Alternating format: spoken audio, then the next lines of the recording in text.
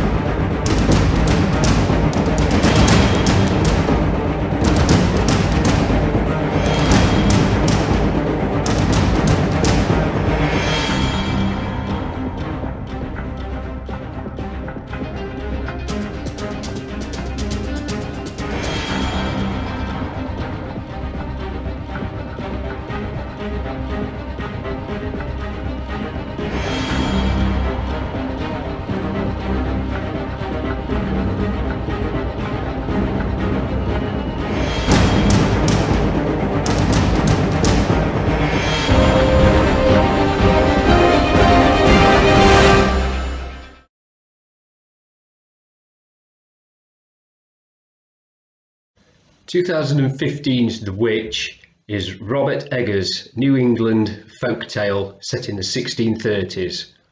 William and Catherine lead a devout Christian life with their 5 children, homesteading on the edge of an impassable wilderness. When their newborn son mysteriously vanishes and their crops fail, the family begins to turn on one another. The Witch is a chilling portrait of a family unravelling with their own fears and anxieties, leaving them prey to an inescapable evil. So, Robert Eggers' 2015 film, The Witch. I think one of the main problems with this film is a lot of people go in with the wrong idea about it. I think I did myself. I was expecting more action, for use of a better word, in it. You know, I was expecting to be much more along the lines of some kind of slasher film, maybe something like that. But if you're expecting the likes of like Nightmare on Elm Street type slasher film, then you will be disappointed with this. However, if you do like films such as Midsummer and Hereditary, then I think you'll absolutely love this film. Like I say, the first time I watched it, I was left scratching my head thinking, it's not worth the hype, this. But when you do realise it's not that type of film and you give it a second viewing, then everything falls into place and you think, no, this film is definitely worth the hype. One of the other problems I think a lot of people have as well, mainly in the American audience, is the dialogue in it. It's a lot of the dialogue used is how they would have spoken in the 17th century, but even this Hollywood version of it will be watered down a hell of a lot, just so it's more palatable to your modern day audience. I can't remember which channel it was on here in the UK, but they did a programme one time, fascinating programme, about how English has changed through the centuries. And I think they were saying, if you go back in time till about around the beginning, mid of the 18th century, then you'd understand easily enough what people were saying. But further back from that time, when you're going into the 15th, 16th, 17th centuries, you'd be really struggling understanding what's being said to you. It would be English, but the phrase would be using phrases and words you'd be totally alien to. I think there's a hint of that in this film, where if you think back to when you were at school and you used to do Shakespeare in English lessons, how he wrote and how his plays were written, that's more along these lines. So you do have to listen as well. I think another, it's not his fault, but another reason why it's difficult to understand is Ralph Ineson's accent. Is a Yorkshire lad, and he's got a Yorkshire accent. He's got a deep, rich voice that even if you watch him in The Office, I think there's times that you could say it's difficult to understand what he was saying, but to an American audience, I can understand why they'd have problems understanding what's being said. But I say, so you do have to concentrate a lot there. Okay, onto the film. It starts off with a family. They're in the village and they're in court because they are being exiled because of the father's, I think, extreme Christian beliefs. He felt that the Christian doctrine that was being taught in the village didn't match up to his expectations. He'd obviously overstepped the mark once too often, and so the village elders decided to exile him and his family from the village. A bit rough, sending him out into the wilderness, but back in the 17th century, that's what happened here. So he had to take his family out into the New England wilderness, find a spot where they decide they're going to build their own farm and make their life there. It then goes on through, it must be a good 4 or 5 months, because now they've built somewhere to live, and they've been trading with Indians, well, I say Indians, Native Americans, for their proper title, so they can build up their life. And this is when the story really starts to take off. The daughter, Thomasin, played brilliantly by Anya Taylor-Joy. She is awesome in this film.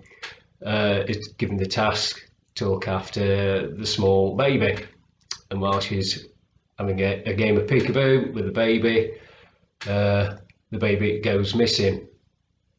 Now, this just leads down the path to the family assuming that the little baby has been stolen by a witch. And of course, with their extreme religious beliefs and how witchcraft and witches and witch hunting in the 17th century was dealt with, that turns the family into blind panic.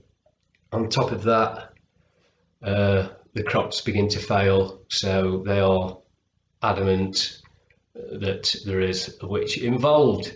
And as you can imagine, this just piles more and more pressure on a family that's struggling to exist alone out in the wilderness already. I'd say the premise to the film, set up and the execution, is absolutely brilliant. But you will have to concentrate with the dialogue as well, because you're not getting your Americanized Hollywood version of English here. This is good old 17th century English, and it's how they would have spoken in those days, and it does take some listening to. So the baby's gone missing, and the father, played by Ralph Ineson, and the son Caleb go out into the woods to try and find the small baby, and they keep failing at every turn. And then the young lad decides to go off into the woods on his own, and he finds where the witch's lair is. And then when he comes back, it turns out that he's not quite as the same lad as when he went into the woods. I don't want to give too many spoilers away here if you've not seen the film already, but that just leads to even more chaos. The last third of the film is absolutely brilliant. It is really gripping. I think we've got to give a special shout out to Black Phillip the goat. he plays more than a key role in the story in, like I say, in the last third of the film.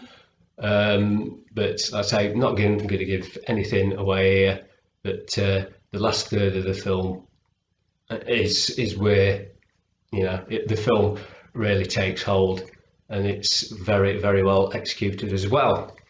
Like I say, all the actors in it are portrayed brilliantly. Even the two little dears, the twins, they're a handful. But it's all portrayed absolutely brilliantly. And this film, if you didn't like it the first time, absolutely, definitely give it a second watch.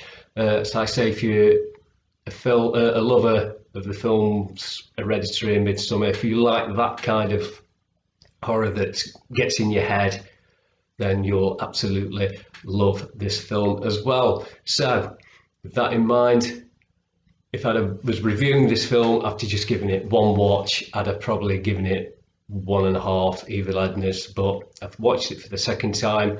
Now I know what it's all about, absolutely. And this film, absolutely love it. So for The Witch, the 2015 version, a New England folk tale, I'm going to give it full 5 Evil Ednas.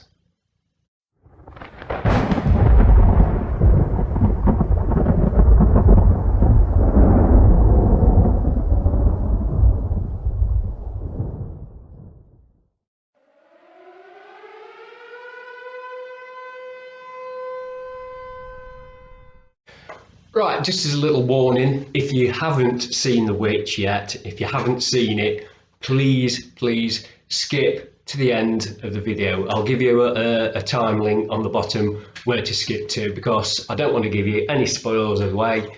So if you've not seen The Witch yet, please skip this part, okay?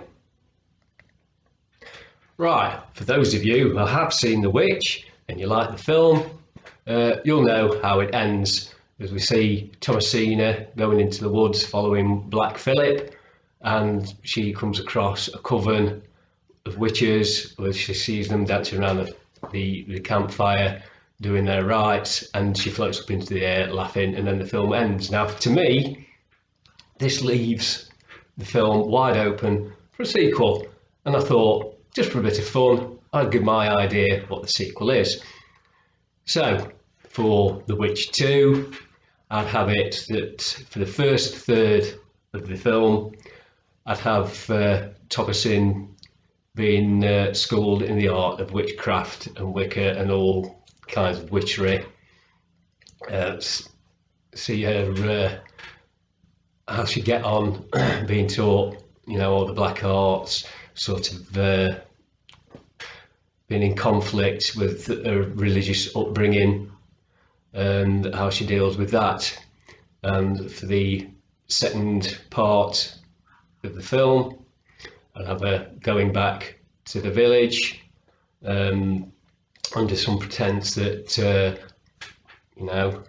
all the family have either been killed by wild animals or the native Indians had turned on them, and she was seeking sanctuary.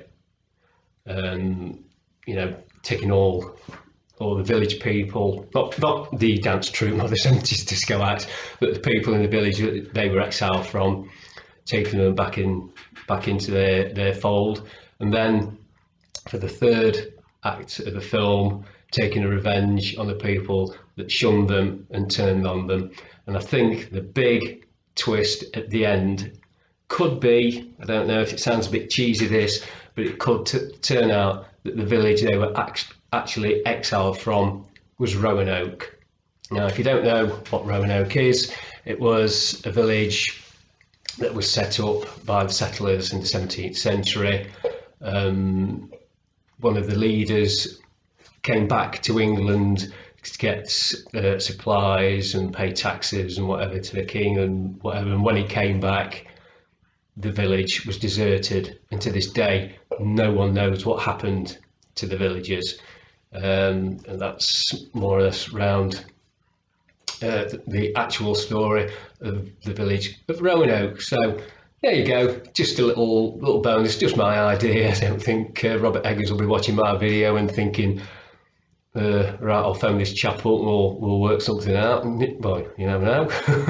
Could do with money, but there we go. But just a little bonus. That's how I think that the sequel could go.